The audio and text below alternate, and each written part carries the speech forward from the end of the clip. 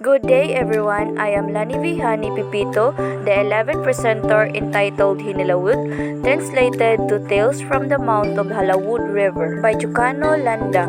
But before that, let us know first the author's biography. So, Dr. Felipe Jocano F. Landa, or mas known as Jocano Landa, was born on February 5, 1930 at Cabatuan, Iloilo, Philippine Island, and died on October 27, 2013 at the age of 83. He was the first discovered by accident in 1955 the HINILAWOD.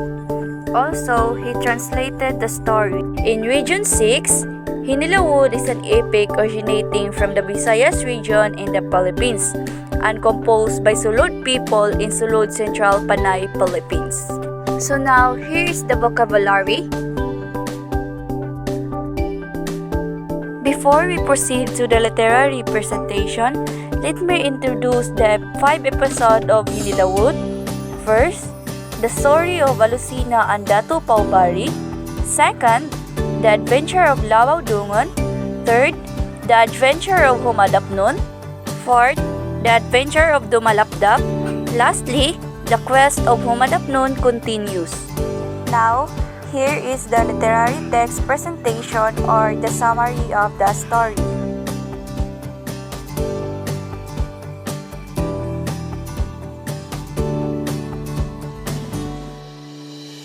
In Sulod Mountain, there were goddess Diwata living there, named Alusina.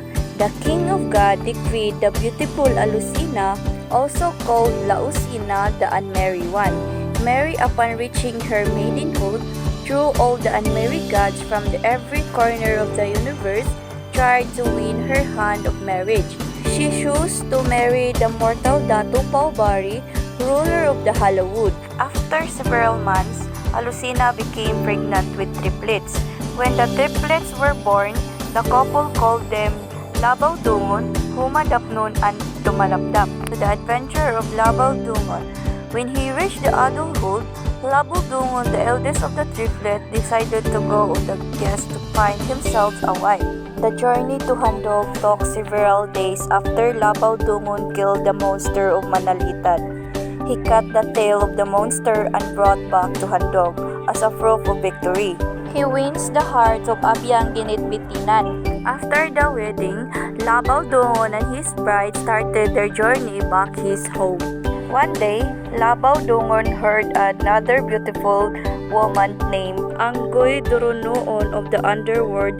He courted her and he wins her with no difficulty. He stayed with her for a while and then returned to Handog. Very soon, however, Lawaw Dungon is once again restless with desire for another woman. This time, his choice falls on unmarried woman Magitong Yawa Sinugmaning Diwata, who desired in a place where the brilliant lights of the sun stars. The adventure of Humadapnon. Humadapnon was visited by his spirit friend Taghoy and Duwende in his dream and told him of a lovely maiden who lived in the village by the mouth of Halawod River. The demigod left his dominion to look for the maiden named Nagmalitong Yawa.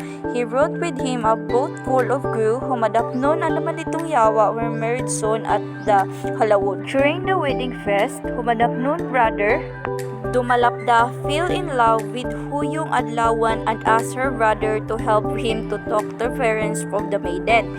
It took the brother several years to come back with their journey to the upper world. So this is the Suginanon 1 of the Sulud epic HINILAWOD adventure of Humadapnon, chanted by Hugan and recorded by Dr. Landa Jocano.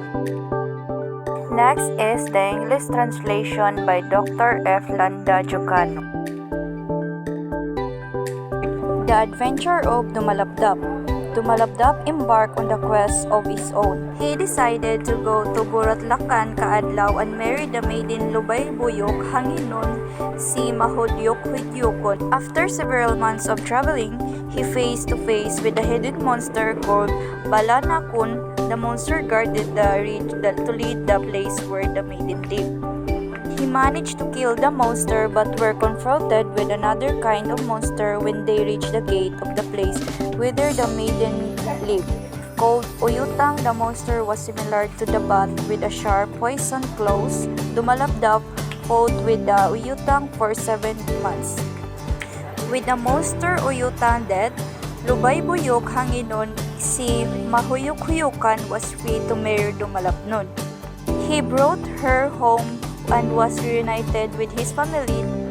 Datu Paubari celebrated the return of his 3 sons with a big feast. Now, let's move on to the literary text analysis.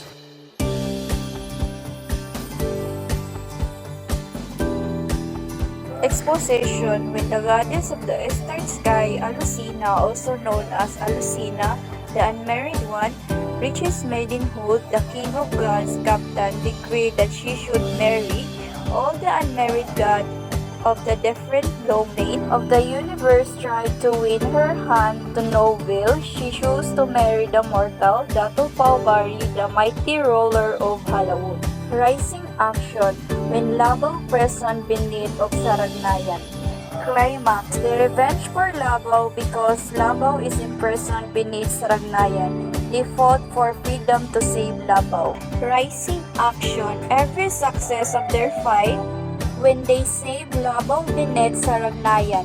Resolution. Paubari was very happy when he reunited with his 3 sons and he prepared a feast with their honor. After the celebration, the 3 brothers left for different parts of the world. Labaw Dongon went to the north, Humadapnon went to south, Dumalabdap went to east, and Datu Paubari remained in the east. Here are the characters of the story.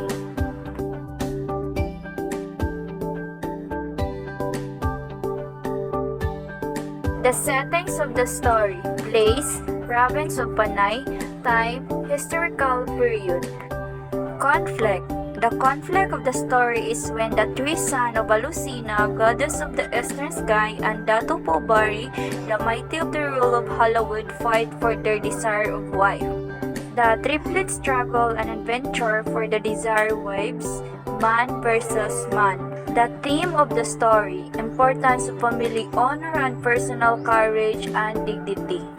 That's all. Thank you for watching. If you have any clarification or question, feel free to PM me.